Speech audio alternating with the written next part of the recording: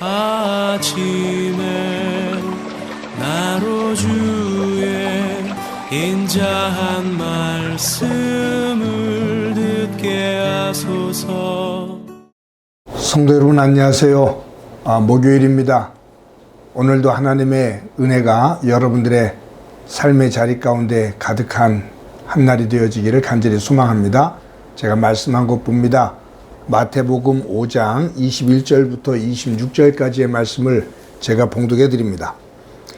옛사람에게 말한 바 살인하지 말라. 누구든지 살인하면 심판을 받게 되리라 하였다는 것을 너희가 들었으나 나는 너희에게 이르노니 형제에게 노하는 자마다 심판을 받게 되고 형제를 대하여 나가라 하는 자는 공회에 잡혀가게 되고 미련한 놈이라 하는 자는 지옥불에 들어가게 되리라.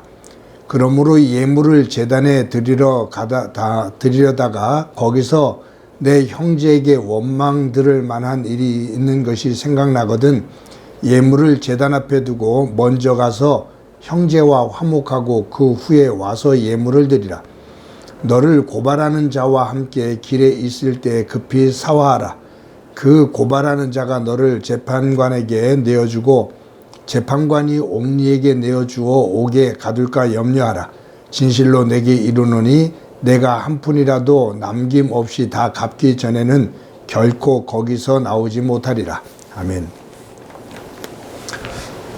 제가 알고 있는 목사님 한 분이 그 분노, 그 화를 주제로 하는 그러한 수련원에 보름 동안 들어가서 함께 생활을 하게 됐습니다. 근데 목사님이 그 수련원을, 그 수련회를 이끄는 그분도 목사님이신데 쭉 만나서 이제 거기 모인 사람들끼리 대화를 나누다가 화가 났던 경험들, 그러한 이야기들을 서로 나누게 하는 겁니다. 그때 나는 이래서 화가 났다라고 하면서 그런 상황들을 쭉 얘기를 하면 그 수련회를 이끌어가는 목사님이 똑같은 질문을 하더라는 거예요. 그것이 그렇게 화가 날 일입니까? 그럼 목사님은 그 얘기를 듣고 아니 그런 일인데 왜 화가 안 납니까? 그러면 또 그것이 그렇게 화가 나는 일입니까? 그러니까 이 주제를 가지고 화라는 주제를 가지고 보름 동안 그러한 대화들을 나누면서 지냈는데 거기에서 주관하는 목사님이 항상 똑같은 질문. 그것이 그렇게 화가 나는 일입니까? 근데 제일 처음에는 그 얘기를 들을 때 그 물음 자체가 화가 나더라는 거예요. 그래서 한 주가 지난 다음에 그냥 뛰쳐나오고 싶을 정도로 적응이 안 됐답니다. 그런데 거의 보름 다 끝나갈 쯤에서 이야기들을 나누는 가운데 그것이 그렇게 화가 날 일입니까? 라는 이 물음 앞에 돌아보게 되더라는 거예요. 정말 내가 그렇게 화를 낼 일이었나? 그렇게 화를 내지 않아도 됐을 건데? 라는 생각이 들더라는 거죠. 여러분, 저와 여러분들의 삶에 있어서 화를 종종 내게 됩니다. 그런데 우리는 나를 화나게 만드는 사람, 나를 화나게 만드는 상황에 대해서 그것을 중심으로 우리가 문제를 삼습니까? 아니면 조그만 일에도 쉽게 화를 내는 내 성품, 성격에 문제를 삼습니까? 우리들은 내가 화를 내면 당연히 화가 날 일, 당연히 화가 나는 사람이 대상이 있다 그 말이에요. 그렇기 때문에 너 때문에 이러한 상황 때문에 내가 화를 냈어 라고 이야기를 해요. 그런데 다시 한번 질문해 보면 정말 내가 이렇게 화를 낼 일인가? 화를 내지 않아도 될 수 있을 텐데?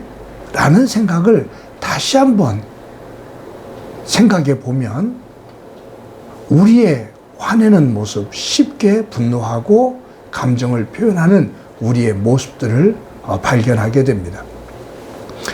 오늘 본문에서 예수님은 옛사람들은 즉 율법은 살인하지 말라 말하면서 살인한 자는 죽임을 당한다라고 말했다. 그런데 나는 너희에게 말한다.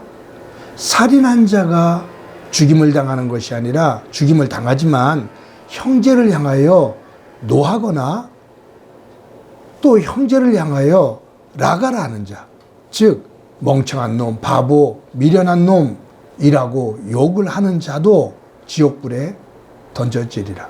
즉 죽임을 당하게 된다 그 말이에요. 그러니까 살인한 자나 남을 향해서 험하게 욕을 한 자나 화를 낸 자나 동일한 그 죽음에 이르게 된다. 또 이 뒤를 이어서 이런 예를 말씀하셔요. 너희들이 하나님 앞에 제사를 드리러 가느냐? 제사를 드리러 가는 도중에 또 제사를 드리는 중에 너희들이 원망받을 만한 일이 생각나거든. 다른 사람에게 실수를 해서 그 사람의 마음을 아프게 한 일이 있다면 제사를 멈추고 제사하러 가던 발길을 멈추고 돌아가서 그 사람하고 화해를 해라 라고 말씀하셔요. 여기서 중요한 관점이 하나 있다고 보여집니다.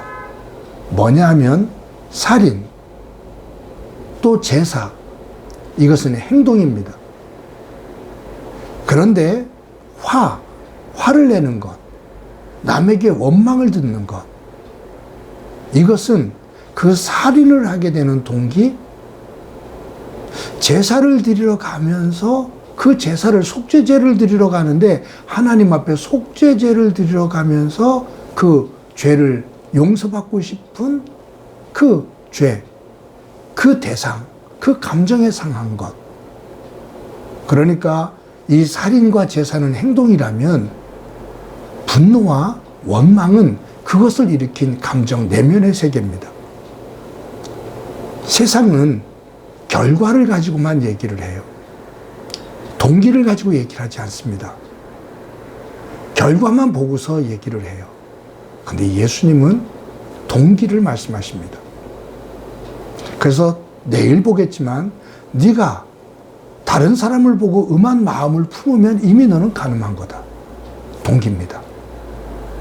내가 그러한 마음을 품었어도 행동으로 옮기지 않으면 가늠한 게 아니거든요. 그것은 세상의 법입니다. 근데 예수님은 남을 보고 다른 사람을 보고 음란한 생각을 품었으면 이미 너는 가늠한 거야. 내면의 세계입니다.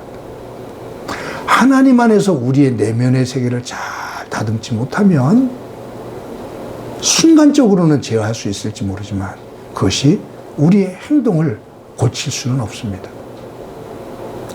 예수님을 통해서 우리의 내면의 세계를 바라볼 수 있기를 소망합니다. 내 안에 무엇이 흙탕물을 만들고 있는지, 계속 흙탕물을 만드는 그 요인을 제거하지 않으면 맑은 물이 나올 수가 없거든요.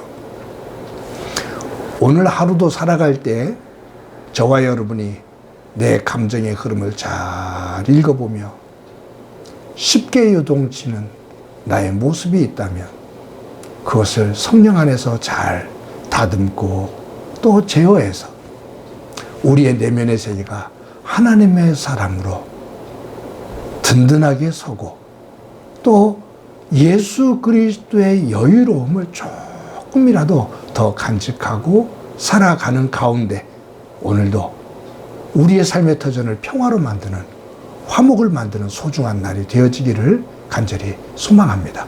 한번 기도합니다. 하나님 아버지,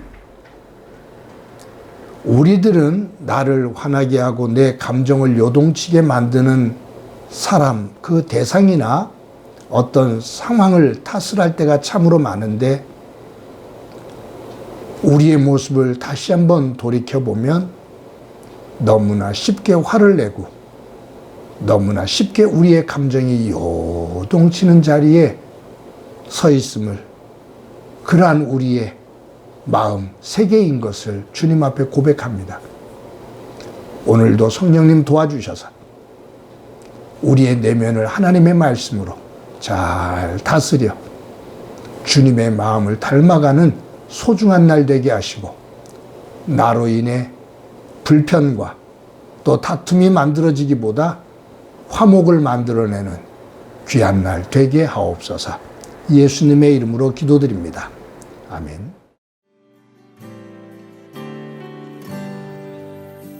당신은 하나님의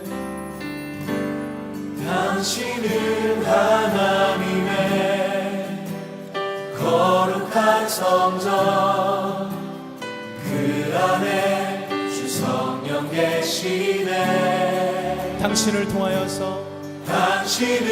통하여서 하나님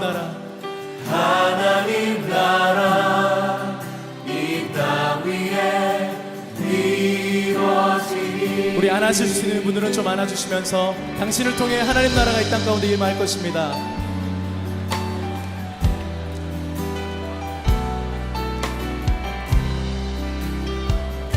우리 한 번 더 우리 앞뒤분들과 주위분들과 축복하십시다.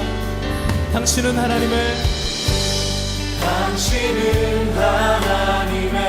거룩한 성전 그 안에 주 성령 계시네. 당신을 통하여서 하나님 나라 이 땅 위에 이루어지리. 네, 한 번 더 안아주시고 하이파이브 하시고 축복의 말로 우리 서로 격려하십시다.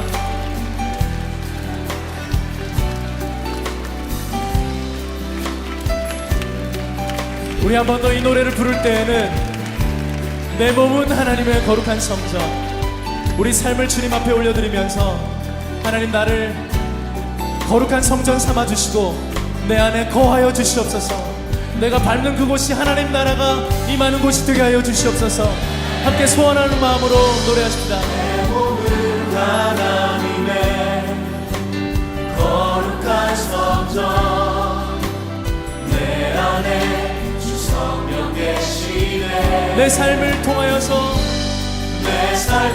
통하여서 하나님 나라 이 땅 위에 이루어지리. 한 번 더 내 몸은 하나님의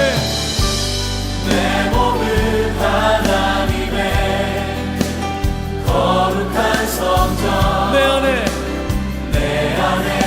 주 성령 계시네.